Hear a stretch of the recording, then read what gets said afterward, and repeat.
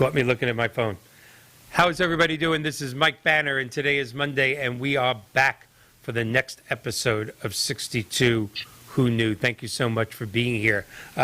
We're not repeating a show, but we are repeating a topic from 3 weeks ago because you, the audience, had such an incredible reaction to it. In fact, we broke our viewership record. But before we get to tonight's guest, as always, I want to bring the new people up to date. Our viewership is growing and growing, so I want to do just a quick little synopsis of what 62 Who Knew is. And what 62 Who Knew is a look at the double-edged sword, or even if you wish, the mixed blessing of longer lifespans. As we all approach 62, we all pretty much have the same thoughts, except for the top 1% of the country that has no financial worries whatsoever. But the rest of us, even people that do well in life, all have the same thoughts. Should we take our Social Security at 62, or should we defer it? Do we still need life insurance? Is it too late to get life insurance? Should I have already gotten long-term care? Is it too late for that? I really wanted to get my house paid off. Should I look into a reverse mortgage? When do I get that Medicare supplement that I've always read about? At 65, by the way. But we all have the same questions. You want to know what? I had those questions. Our fathers had those questions. Their fathers had the same questions. But my generation, the baby boomer generation, I'll be 63 in a couple of months, we have one different hurdle to overcome, one obstacle to overcome, and that is longer lifespans. Because according to the AMA, the American Medical Association, if you live to be in your early 60s, just live to be in your early 60s, notice I didn't say be in great health, the odds are 50-50 that you're going to make it into your 90s. You have to think about that. 30 more years. That's actually half the time you've been on this planet. You're in your early 60s, you have a 50-50 shot of making it through another 30 years. And with medical breakthroughs, scientific technology, new things that are happening, that very well could be in the hundreds in our lifetime. So what this show is about is every day, or I should say every week, brings on different guests to empower these people to make it those 30 years, because who knew they had half the time left that they've still been on this planet, to make it through those 30 years with quality and with dignity. So we bring on people to talk about long-term care insurance, life insurance, Medicare, Medicare supplements, reverse mortgages, regular mortgages, Medicaid, vacations, health, humor, travel. We do so much on the show, and it's all based towards that baby boomer. Now, 3 weeks ago, I had an obligation, and one of our favorite regular guests, Mr. Stephen Sless, a well-known, probably one of the best and well-known national reverse mortgage experts that has been a guest and a regular on here many, many times. He took over as my guest host, and he had an incredible couple of guests, and he brought up a topic that we had never, ever done in 100 shows on the air. And that is the topic of silver divorce or gray divorce. In other words, divorce for boomers. And unfortunately, like many other sad things in this country, gray divorce statistics are on the rise. So it was incredible to have Stephen guest host for me. He was my Jay Leno. The young people listening, if there are any young people listening, have no idea what that reference means, but the rest of us do. And he had on a very brilliant financial planner with a national reputation by the name of Jamie Hopkins. Jamie couldn't join us again tonight, but he also had one of the national experts on grade diverse, Miss Nancy Hetrick. And Nancy has a very, very good background. I'm going to have to read it. As a certified divorce financial analysis, mediator, and forensic specialist, Nancy assists divorce clients with crafting a creative out-of-court settlement agreement in a kinder, more gentle, when you're a TV host, you get to make up your own words, more gentle, affordable process. She has over 20 years experience in both the investment and management and financial planning industry. I will tell you that I have had 2 divorces. You've heard me fool around about it. One was not very friendly. The second was very friendly. But it's unfortunate that statistics that when you get this age, divorce rates are going up. And it can be very complicated. And we're going to listen to these 2 experts. And John, if you would, without further ado, let's bring on Stephen and Nancy. How are you guys doing? Doing fantastic. How are you? I'm so happy to be back. We are so happy to have you back and so quickly. Great to have you back, Johnny Carson. Yeah, thank you, Jay. Thank you very much. Could be worse. But yeah, like I said, can you imagine people in their 20s and 30s going, "Who's Jay Leno? Who's Johnny Carson?" That's almost sad. So, well, first, before we get going, I've already thanked Stephen on the phone. I've thanked him on LinkedIn. I've thanked him on Facebook. Thank you so much for doing what you did that Monday, because it really was it was a doctor's appointment, and I had to be there. Thank you so much for being the guest host, and both of you. The show was incredible. This was the first week that we ever broke 100,000 people, 100,000 viewers. And that is just unbelievable. I have been trying to break that mark for the last few months. And I'm just so damn happy you did it when I wasn't here, Stephen. I really appreciate that. It's not like it makes me feel bad. No. Hey, this is your baby that you built. I was just honored and privileged to be able to step in and fill your big shoes for a week. And I mean, how lucky was I to have 2 amazing guests in Nancy and Jamie Hopkins? I mean, I really just was able to sit back and listen to the 2 of them go at it, and the wealth and the knowledge that just poured out of them during that show was just incredible. So Thank you, Nancy, for making it very easy to fill in for the big shoes of Mr. Banner here. Yeah. Anything I can do to help, Steve. Well, and I hope if Jamie's listening, I hope Jamie will be back one day soon, because he's incredible. All right. Well, it's there's so many sad things going on in this great country of ours. I don't want to dwell on that, but there is. But divorce rate being on the rise, in my age bracket, is sad. There's no way to get around it, Nancy. And I know that you went over this once, but I'm going to ask you quickly just one more time, because it's always my first question. How did you get into this? Yeah. Well, like so many people who end up in helping jobs, it's because of our own experiences. Mm-hmm. I went through my own less than optimal divorce in 2007. Less than optical. Very politically less than correct. Optimal. Yes, very, for sure. Very nice. Less than optical. Yes. Yeah.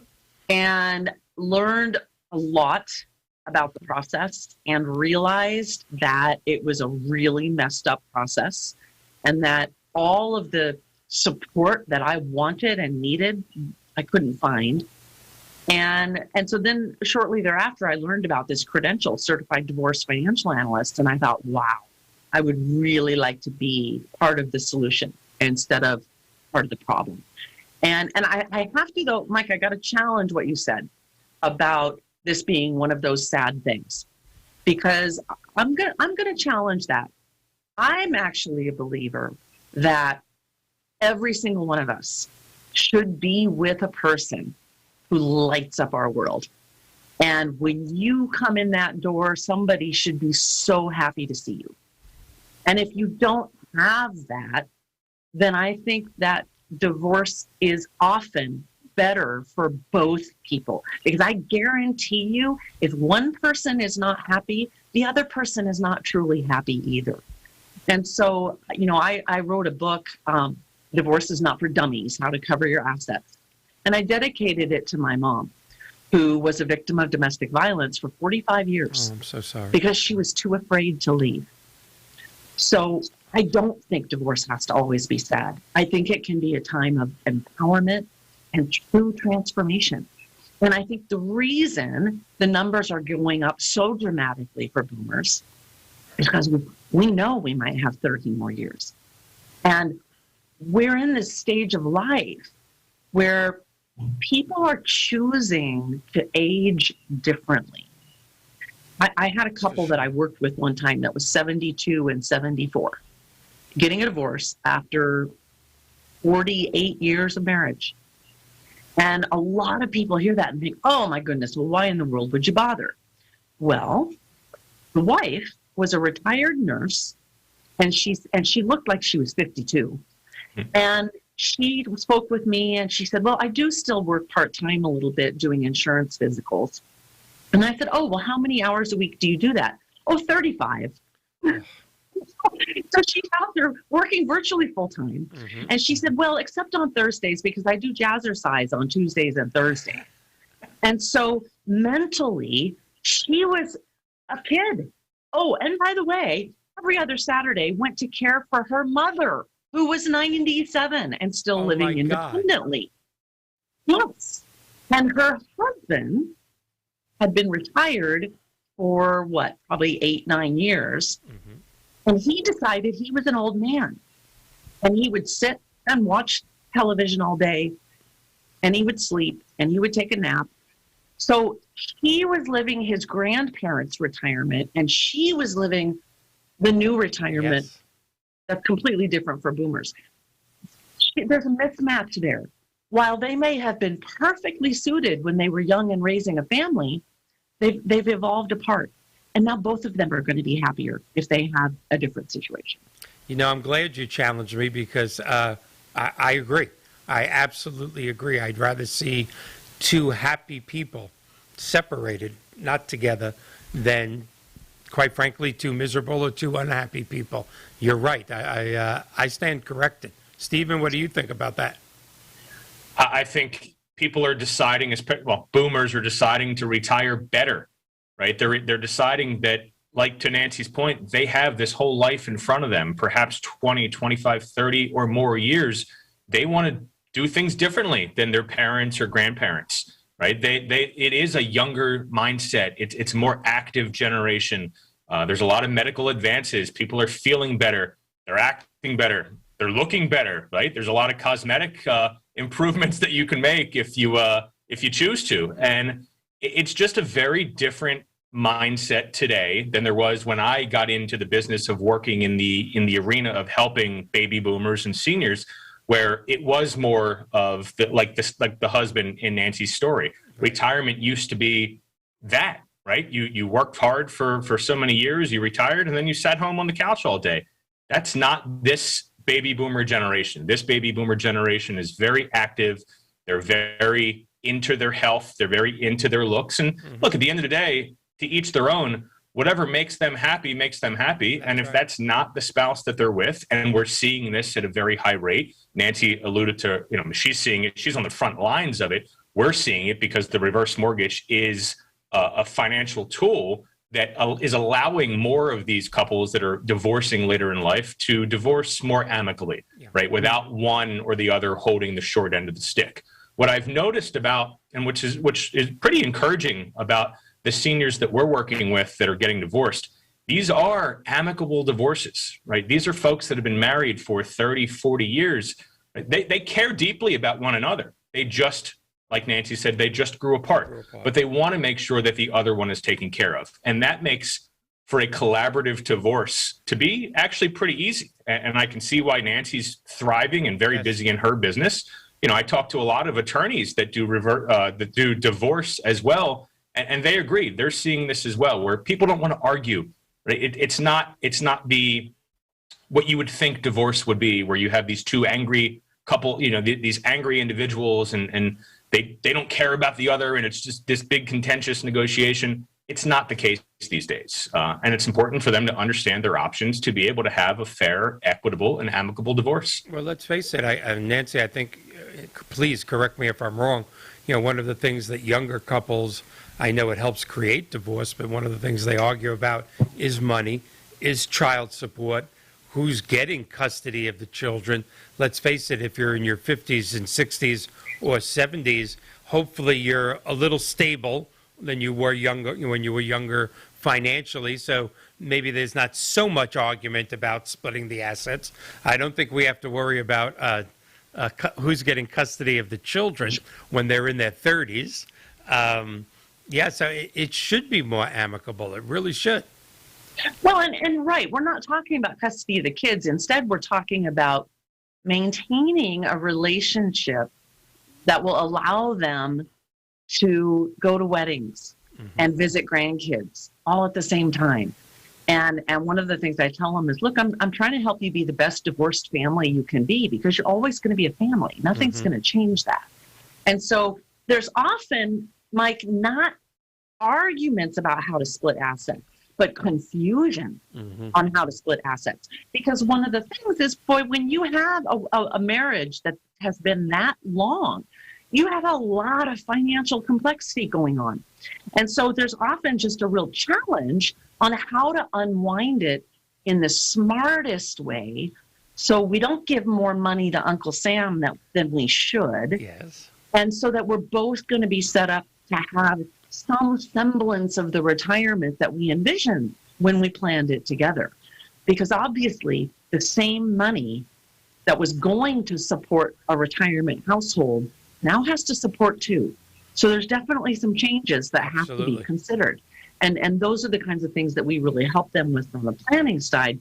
And as Stephen said, the reverse mortgage can be a perfect tool to let them both stay in a similarly sized and valued home without having to be saddled with mortgage payments. And so that's been a really important solution. And one of the things we mentioned before the show came on was in this age bracket, when it comes to your will or your trust or your estate, it's not only possible that there's two sets of children, one from the first wife and first husband, mine and yours, but it's even possible there could be children from this marriage, so it's mine, yours, and ours. There could be three sets of children, and that makes the estate planning kind of complicated. It does, and beneficiary designations and remarrying again. And so one of the things that's really interesting about the boomer generation is they actually are also the first generation of divorce. So that often when I'm working with people in their 60s and 70s getting a divorce, it is a second or third marriage. Right. So one of the extra complexities that comes in is weeding out separate property. So now I've got a couple that maybe got married in their early 40s, and they each had 401k accounts established, which are separate property. Right. And they continued to contribute to them for the next 15 years during the marriage. Now they're splitting up. Well, depending on what state you're in, the growth on that original separate property is also separate property. And now I got stuff all mixed and mingled together. So that's one of the things as a forensic, I help people unwind. And we do a tracing on it. It's an Excel spreadsheet made from heaven. An Excel spreadsheet made from all heaven. my engineer geeks out there. Yes. But so we can unwind all that and bring clarity to a situation where the couple might be like, wow, how the heck do we deal with that? So that's where we can really give them some good guidance. But there's a lot to really think about. Vacation homes. Oh my gosh, the bane of my existence, timeshares. Yeah. They're the worst. Yep. Well, Stephen, anything? I need some Excel spreadsheets from heaven. Me too. Mine are from another place, but no. I think it's the baby boomers that are going through divorce, at least in our experience, because that's the only I can only speak from our experience. They're confused. They've only known growing together and joint bank accounts and titles of the home being in both names. And I think they need more than anything, they need a friend. They need somebody to be by their side. They need somebody that has their best interest in mind. And a lot of the times, and nothing against divorce attorneys, but a lot of the times it's not the attorney. The attorney is going to take a much more aggressive approach in most cases, not always. But if you can figure out the financial end, you'll make the legal end a whole lot more simple. And we're proud to provide a great solution in the reverse mortgage that helps to do that. We're very proud that we have a partnership with the Institute of Divorce Financial Analysts. Nancy's certified. Her certified divorce financial analyst accreditation is through that organization. We have a partnership with them. We're the only reverse mortgage outfit to have a partnership with that organization, because we've identified that the reverse mortgage is a really great solution. It can help play a pivotal part in helping to unravel some of these assets without, like I mentioned before, one holding the short end of the stick. Well, when you really think about the potential of one of the people of the marriage keeping the house with a reverse mortgage, having no payments, maybe taking some equity out of that house with a traditional reverse mortgage for the other spouse to purchase a home with a purchased reverse mortgage, to suddenly have two spouses with homes they love and no payment, that's unheard of in a young divorce. In fact, it's impossible unless they're rich and they're paying cash for the house. So, really and truly, I don't want to say that doing it this way with a reverse mortgage might actually make some people really look at this and go, you know what, honey, we can do this and not suffer. Maybe we should stop suffering. Again, you said something that's so true, Nancy. Not that I've ever been married long enough to experience this, but I have had friends that you say sometimes when people get divorced in their 60s or 70s, they really have been living together, you said, as roommates the last 8-10 years, not really, as a couple. I'd love for you to expand on that, because I have, I'm in my 60s. I have friends that are doing that. Yeah. And let's face it, it happens. People either grow together or they grow apart. Mm-hmm.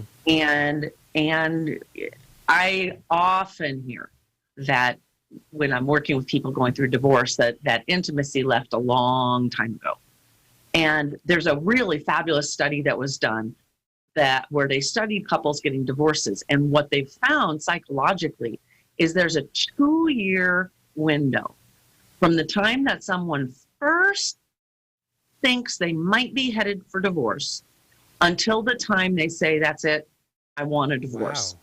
Wow. And if the couple gets therapy when they're at 1 year, they have about a 75% chance of reconciliation. But if one of the parties has been feeling this way for more than a year and they're the one that initiates the divorce, then the odds of reconciliation are slim to none. Wow. And unfortunately, most couples wait too long. Yes. They wait too long to start couples counseling. And it's fascinating because me and all my colleagues here, I have 6 team members, and we all agree that our marriages are safer because of the work that we do. Oh, yes. Because we know the warning signs. Yeah. And, so what I'll tell all you fabulous boomer couples out there, don't let it go too long. If the fire is starting to dwindle a little, bring it back, because before you know it, you'll look up and 4 years will have gone by, and all of a sudden you can't get it back. It's so true. So keep connected with each other and make sure that you keep those bonds strong. You talk about having that smile, when they walk in the door. The only time I get that smile is on Mondays when Steve pops up on the screen. I think there's something wrong. I might have to get some counseling. I'm not sure. I see that beard. That's called a bromance, Mike. That's a bromance? Oh, thank you. The bromance. Oh, yeah. Well, that's so true. It's so true. And I know that probably you didn't bring this up on the last show because some people think like I do and some people don't. But I'm going to have to venture that there's a very strong connection between a little blue pill and later life divorces. Yeah. There it is. He went there. Oh, did you? Why don't I remember No, that? I didn't. Oh, who went there? I said, No, there it is. You went there. Okay, because I listened to this. Wondering, I was trying to remember if I brought it up last show. I don't remember. I watched the show. You're absolutely correct. I mean, we can now have viable, intimate relationships into our 90s. And so, yes. I'd like one in my is 60s, but that's another subject. Yeah, it's changed things a lot. It had to. Well, I'm in Phoenix, Arizona, right? And you might remember this. This was about 12, 13 years ago. It made national news. Sun City is where all the seniors live here, right? Mm-hmm. And we had the Summer of Love when we had all of these Sun City seniors getting arrested for indecent exposure out in the parks. Oh my God. Wow. National news, and it was the Viagra story. That was the story of, okay, the seniors are awake now. Yeah, there is a very large what we refer to in the mortgage world as a PUD, Planned Unit Development, in North Florida, and everybody knows who I'm talking about. Yep. And I'm not going to mention it because life is too good. I've never been sued, so I don't want to get sued now. Never been sued, never sued anybody. It's just staggering. I mean, the average age is, I think, in the 70s, and the amount of cases of STDs beats out any teenager. It's just unbelievable, and I'm happy for them. I really am. But I think that does have a lot to do with people growing apart. Let's put it that way. Well, they have options. Mike, we actually tried to get a condo approved there a few years back. So we had somebody that lived in that community, and I won't mention the name of it. They lived in that community. They reached out. They wanted to take out a reverse mortgage. Well, it was a condominium. Condominiums need to be approved with FHA. So we reached out to FHA and we attempted to get this condominium approved, and they denied it. It was just a blanket denial. Wow. We're like, well, why is that? And we did some digging, and we did more digging and a lot of due diligence, and it turns out that community was a senior nudist. It was a nudist community. That's not the colony. That's not what I'm talking about, though. But yes, okay. It was in Florida. I thought it may be the same one. So it was in Florida, and apparently clothing is optional there. Yeah, Paradise. And that was the reason why they wouldn't approve it. It didn't meet FHA guidelines. Never knew that FHA even had guidelines about that. But bottom line, they couldn't get a reverse mortgage because you can choose to wear clothes there or not. That is Paradise Lakes. I don't have to worry about being sued because they are a clothing optional PUD. And as a young mortgage guy, young mortgage Mike in his 20s, before I knew that you couldn't do any loans there, Fannie Mae, Freddie Mac, FHA forward and reverse, I got invited there to do a mortgage seminar in their clubhouse. And my first wife went, so you're going to a nudist place to do are you lying? I go, no, it's really a seminar. Yeah, it's a seminar. And I kept the clothes on, and I will tell you that being in your 20s can have a detrimental effect on going somewhere and seeing hundreds of seniors in the nude. Now, I'm a senior. Gravity is hit. I'm not being disrespectful to anybody, but when you're in your 20s and somebody in their 70s or 80s walks over and they're nude and goes, "Hi, how are you?" You go, "Yeah, I'm good. I'm pretty good. Thank you very much." I just say, and then I wrote about 30 mortgage applications, no doubt, and then learned the hard way, couldn't do one of them because of resale, just so you know. Right. That's right, because of resale. Not everybody wants to live there. But it had an effect on my 20-something-year-old mind, I'll tell you that. Oh, I bet it did. Yeah. If this show doesn't break the viewership record next week, I don't know what will. Yeah.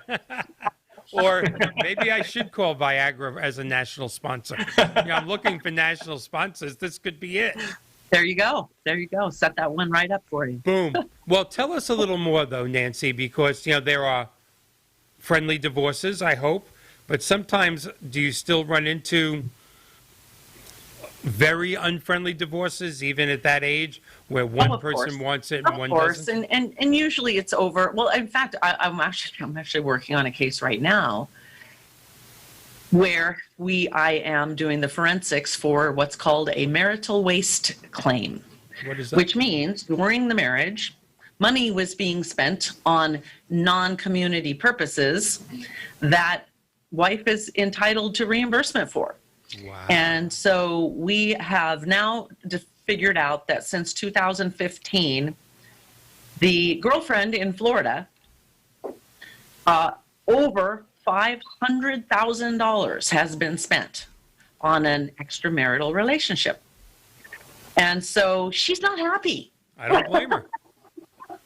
So now is she entitled to that 500 G's, or are we thinking 250 because half he could do whatever he wants? Yeah. So, and again, this is state by state, laws are a little different, but basically, yes, you have to think of it as though that money had never left the community. And so if it was back in their bank accounts, she would get half. So yes, it'd be like the 250 number. I vote she gets it. I'm telling you. And maybe an Right? extra 50 grand penalty for being insulted. Yeah. There Now, should be an insult penalty. Yeah. This is not anything he ever would have voluntarily provided. So in a situation like that, you really don't have any choice but to be working with an attorney and using the legal system and using, a forensic like myself, somebody to prove the things that you need to prove. The courts are there when somebody is dishonest, acting, in poor judgment or not good faith and just refuses to cooperate. Then you don't have any choice but to use the legal system. So you're the forensic accountant professional in this role, but they are Correct. using an attorney. Correct. And so I partner, join the team with the attorney. I'll go do expert witness testimony if necessary, if we end up going to trial. So we do advocacy work for people that are litigating, especially for the non-CFO spouse. So, a lot of these marriages, these baby boomer women were still stay-at-home homemakers. And so they delegated that financial responsibility to their spouse. And when you look at losing that, and for the first time in your adult life, now you have to manage your own financial affairs, and you're going to be asked to make all kinds of financial decisions that might seem like reading Chinese to you. Absolutely. You need a financial advocate to help you get educated, make sure that you understand what your future is going to look like, and what are the things that are going to be the most important in those negotiations to ensure that you are in fact going to be okay in that next phase of your life. And we see that all the time, not just in divorce, but just in general, right? I mean, and it's normally the wife. I mean, look, in all reality, most cases, husband dies first, right? And it's normally the wife that's then left to pay the bills. In a lot of cases, these baby boomers or older seniors, in their late 70s, 80s, 90s, they haven't paid bills, right? The husband was normally the one that took care of it. Not in all cases, but we do see a lot of cases like this where the wife's like, look, we have no idea. We don't know how much who to pay this bill to, how much this bill is. And there's a lot of triage to be done before an effective plan can be made for her to move forward. Right. Yes. And that's where bringing in somebody like me is so important. And that's become an area I'm really, really passionate about because of what you just mentioned, Stephen. Financial planners all over the country, we all know that it's predicted that by 2027, more than half of the investable assets in the United States will be in the hands of women as decision makers because they live on average 7 years longer than their male counterparts. So as the baby boomers move into their 70s, 80s, and beyond, a tremendous amount of the United States investable net worth is going to be in the hands of women. And fascinating to me that less than 10% of financial planners are women. But yet we're inherently really good at it. We're really better at reading people. We're great at relationship building. And so, I tell all the female financial advisors out there, if you're not niche marketing to women, you're missing the boat because they want to work with women. And there's just not enough of us. So we do a lot on financial education for women. That's and incredible. Helping those women to, we don't like to call it financial coaching, it's financial empowerment. And because unfortunately they feel like they're stupid. They feel they're ashamed about it. Mm-hmm. And I keep reassuring them, look, this just was not your job. You just aren't the CFO of the household. So now it's just time for some education. And that's what we're here for. And what's amazing to me is a lot of people have forgotten was raising the children, making sure the children were safe, making sure all the things that goes with taking care of a family is so much more of an important job. I know I'm going to get in trouble for saying this. There's a lot of younger women out there that don't understand this. You know, that your mom that stayed home and took care of you, that was a much harder job, a much more important job, a job where if she made too many mistakes, the ramifications could have changed your whole life.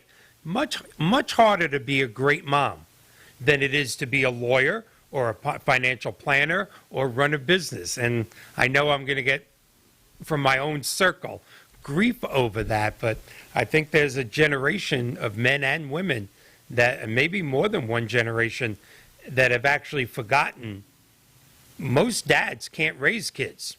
They don't have the patience. Moms do. And that's the most important job in the world. And I think we've lost that a little. Well, you know, there's an interesting shift, though, that's happening now that I'm really encouraged by with young people, and it's also concerning. My daughter is an officer in the Navy, and her husband is a stay-at-home dad. Mm-hmm. Her husband is a stay-at-home dad, and he's home with their son, Dante, who's 2. And she's actually due to have their second child in August, and he will be the stay-at-home dad with them. And so I'm seeing more and more and more young men take on the parenting role. And I think that that's really fabulous. I do. And it is rife with risk. So for all you boomers out there with your children, I want you to really coach them on this. If you have anyone opts to be a stay-at-home parent, before they do that, they need to get a post-nup agreement. If they're already married, post-nup agreement that says, I'm sacrificing this many years that I could be building my career. And if anything happens to us, here's the agreements that we're going to have in place. Because here's the thing about multiple divorces and gray divorce and silver divorce. We no longer view marriage in this country as a lifetime contract. Used to be, if you got a divorce, you had to make the other person whole and pay support for the rest of their lives. Mm-hmm. Not anymore. Many states in the country don't even do spousal support anymore at all, Texas being one of them. The vast majority of states in the country only award spousal maintenance on a rehabilitative basis, right, long enough for the recipient spouse to become self-sufficient. But they don't always define what self-sufficient means. Some states it's relative to the marital standard of living. Some states it is not. And I will tell you in Arizona, it is not. And so if anyone gives up their ability to earn a living to be a parent, you are no longer legally protected to be compensated for that if you end up getting a divorce. So if you choose to be a stay-at-home parent, you've got to get those agreements in place before you do that. Well, before we go on with anything, please, 2 things. As a person that had custody of his children, I was a single dad most of my life. First of all, please tell your son-in-law nothing but respect. And your daughter, oh my God, thank you for her service. It's because of unbelievable young people like her that we actually get to sit here and do stuff like this. So please tell them both nothing but love and respect. Wow, Stephen, you and I have spent umpteen hours trying to figure out how to get all this brilliance that we bring on to the TV show together to make one massive difference in the country, because that's what we're trying to do. But when you go back to our favorite subject of long-term care insurance, how many experts have come on and said, look, when mom and dad first don't feel good, who is usually the one of the spouses that gives up their career to take care of one of them? It doesn't even have to be their mom and dad. It could be their mother or father-in-law. It's the wife. Now suddenly she's giving up her career. She's not contributing to the IRA, to the 401k. It's 15 or 20 years later unfortunately, things haven't worked out, and suddenly the dad's 401k has 200 grand in it, and mom's 401k has 19 grand in it. But she spent all that time taking care of his parents. Wow. I don't think we're going to see a section of this in Hallmark card stores, but I think post-nups might have to become a staple in this country. I think you're right. I really think you're right, Mike. I really do. Post-nups, prenups, cohabitation agreements. I really am worried about Gen Z and millennials. So these are the kids of the first generation of divorce. Okay, so these are the first kids of divorce. And so because they're gun shy about marriage, they're not getting married. They're living together. They're having children together. They're being stay-at-home parents, and they're not married, which means they have none of the legal protections. Wow. None. And so I have gotten on a bit of a soapbox about cohabitation agreements. I think that, I think we need to have your particular company, business, your endeavor on the website. I think there needs to be a link to it. I just can't tell you, as you were speaking, how many of my friends, not in the last couple of years, but in the last 25 years, would have benefited. I'm not saying one would have been protected and one would have got screwed. Both would have benefited from this. And, of course, the children would have benefited unbelievably. Right.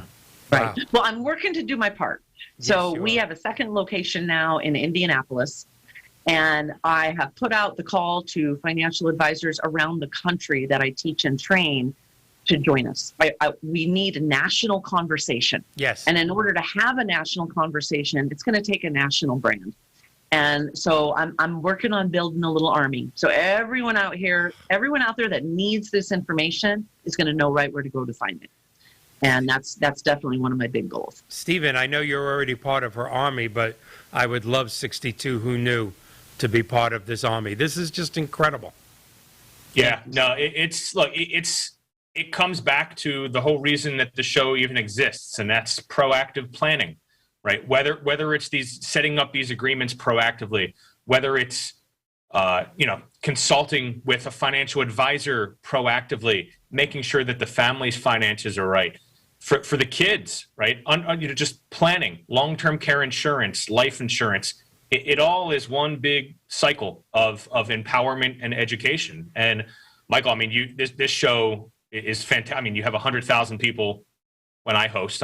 We'll see how many tune in tonight, but 80, 100,000, 120,000 people tuning in every week to become empowered and to become educated. And look, Nancy, I mean, my organization is more than happy to get behind you in every way that we can. I mean, we've only known each other for a short period of time, but we're on to something really special in our partnership. And, I don't know where this goes from here, but there's a need for this. Yes.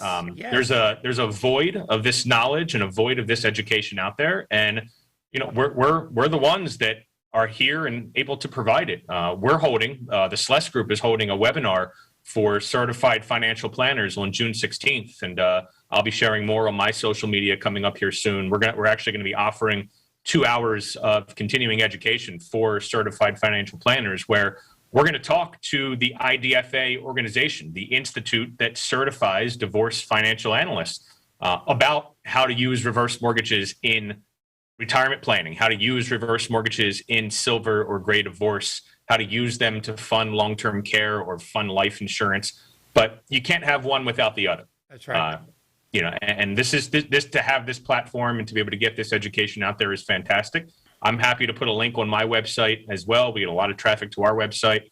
But this partnership, and there's more to come, I think has a lot of legs, and we should continue the conversation. Yeah, there's no doubt. We'll talk off camera, Nancy, about, I hope, how I can help in Florida. But something else just came up, and we tend, when we talk about these agreements, protecting one spouse, or if they never got married, protecting one of them. Correct me if I'm wrong, although we lean towards the divorce topic.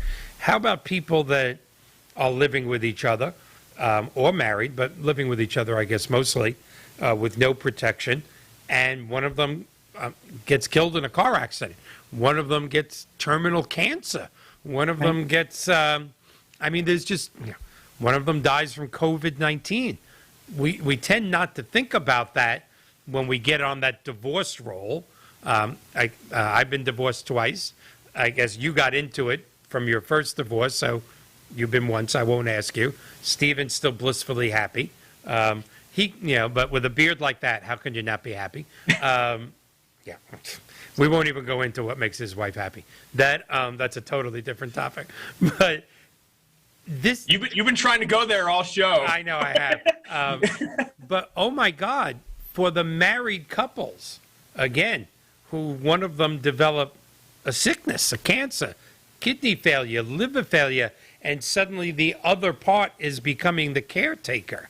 Right. Am I exaggerating, or this same effect 20 years later is going to happen? Oh, absolutely. Absolutely. And there's just, and that's the whole concept of insurance, right? Is this risk mitigation. But as human beings, we're not wired for that. That's right. We're not wired to think about possibilities. We're wired to deal with what's happening right now here in front of us today. And so getting people to do estate planning, getting people to do insurance planning, it can be very, very challenging. But as you just mentioned, so important. And I want to dispel one other myth around it. I hear from a lot of couples who are under the impression that they're common law married, that they've been together long enough that the law would see them as common law married. Now, guess what? Only 7 states have common law statutes. I didn't know that at all. I had a couple that had lived together monogamously for 32 years in Alaska. Wife was convinced that they were common law married. Mm-hmm. She came home one day and he was gone. And the money was gone. And she found out the house was not in her name. And he took everything. And do you know what legal recourse she had? Don't tell me none. Oh my God. None. Absolutely none. They had no legal ties to each other. 32 years. And she's 64 years old and has to start over from zero. Wow. No, Zero. So common law is not a protection at all. Wow. At all. I did not know that. Those are really important. Wow. It's just mind-boggling to me. And, I never thought about what you said, which is this is the first generation of divorce that is now getting divorced. And you're right. I don't know if it's right or wrong. My parents were married 56 years. God love them. They were the best. But they stayed together for the children. All my old relatives are pretty much gone, so nobody's going to get mad at me. They stayed together. I mean, they loved each other. They did things with each other. They took cruises in their 60s and 70s and 80s. Were they exactly happy? But that World War II generation, stayed together. And I guess, the younger generations, at first, even I looked back and said, they're getting divorced too quick. They're this, they're that. But I think that statement you made earlier just carries tons and tons of validity. People don't look at marriage as a lifetime thing anymore, no. I don't think. I think you're right. Well, and part of this has come because of the empowerment of women, right? Yes. So if we think about that post-World War II generation, and there's a fabulous movie with Julia Roberts, and I can't remember the name of it right now, but it was a 1950s women's college. And the only thing you could major in if you went to college as a woman was nursing, teaching, and etiquette. Etiquette. But they had classes on how to get the best husband. So there was, marriage was almost a business relationship, right? The provider, the wage earner, needed to be able to have a wife that was presentable to the coworkers and could host a good dinner party. And the wife, of course, wanted to be provided for and have a certain lifestyle. Well, again, Boomers have been rewriting all the rules since the day they were born. The 70s and the women's movement and the empowerment of women and women joining the workforce. And now the money is going to move into the hands of women have choice. Women don't need to be married anymore. Where before, boy, if you didn't get married, you're the old maid. You're going to get old and die alone, right? So women are opting now to not get married anymore. It's interesting, the divorces that we see, the men remarry very quickly. The vast majority of the women that divorce over age 50 will be in monogamous relationships after that. Right. But they don't get married again. Well, men because they don't want to be a caretaker. That's right. And I was just going to say, men need to be taken care of. I'm sorry if men get mad at me for saying that. Men not only need it, they like it. They want it. And women are getting more and more powerful, which is a great thing. Stephen, you've been quiet too long. Well, I'm sitting here and thinking, and what Nancy just said is resonating with me. We have a lot of single, older, and when I say older, I mean, over 62. That's our demographic. These days, it's not really old. I mean, these are young, vibrant people, but they're over 62 and they're single, and we have a lot of single women. I think of one in particular. She's one of my favorite clients. She's actually local, so. Prior to COVID, we closed her loan, and we spent a lot of time together. I was over her house and did the application there, met with her face to face, having a ball. This is, a year ago, and I'm sure the pandemic changed that. It probably changed a lot of things for her, but she was going out all nights of the week, going to, different events and having the time of her life. She was once married. She got divorced, and she said, you know what? I'm never going to do it again. And she's financially independent, took a reverse mortgage to be even more financially independent, but having a blast, not even thinking about getting remarried. And I think about, do we have as many single men clients? Not even close. We don't. Right. I can't think of many off the top of my head that are single men that have worked with us to obtain a reverse mortgage. It's normally man, female, or independent single females. I agree. That's interesting. I didn't even think of that until Nancy just brought it up.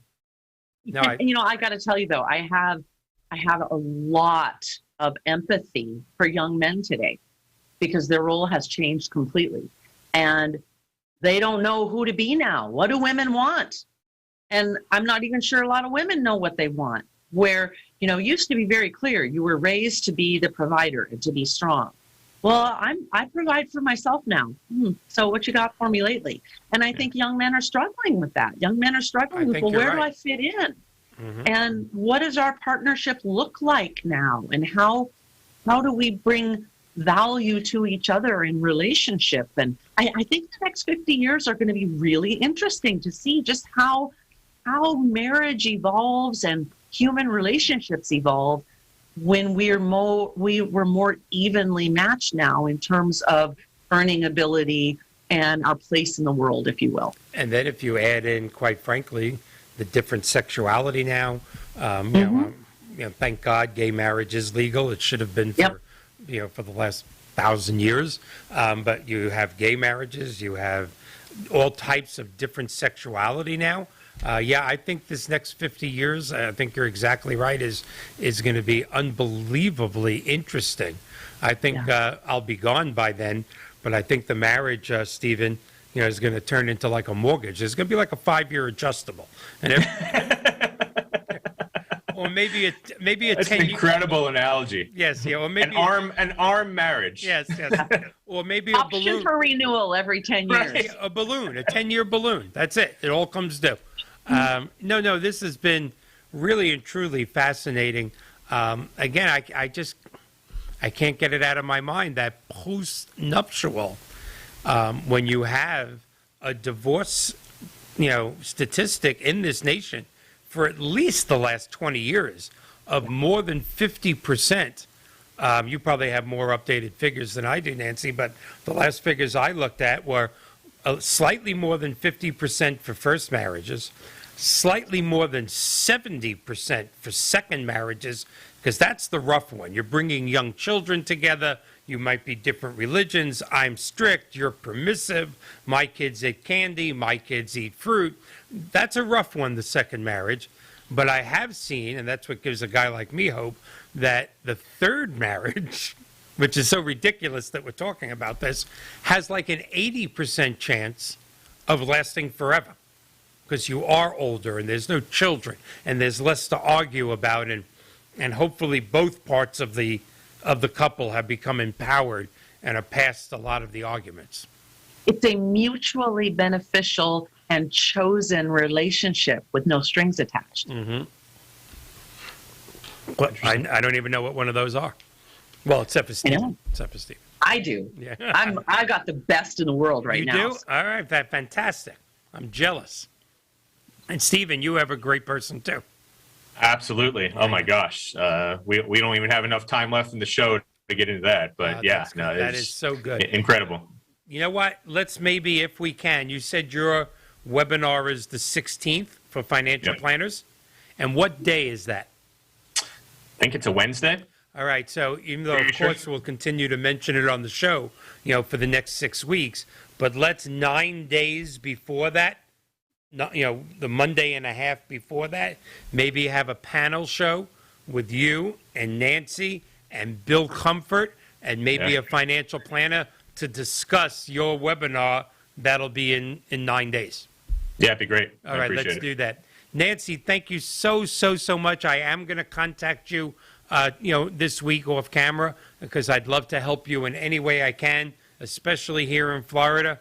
Steven Sless, the man that brings a smile, my bromance guy, thank you so much for everything you do, not just for me and 62 Who Knew, but your clients, the reverse mortgage world, and everybody that you touch. To our audience that is growing and growing, I really hope it grew this week. If my producer says only 12 people watched, I'll have Jewish guilt that you'll never end. But we're going to have another great show next week. Thank you, Nancy and Steve. Both of you take care and be safe. Thanks, Michael. Thanks, Nancy. Thank you.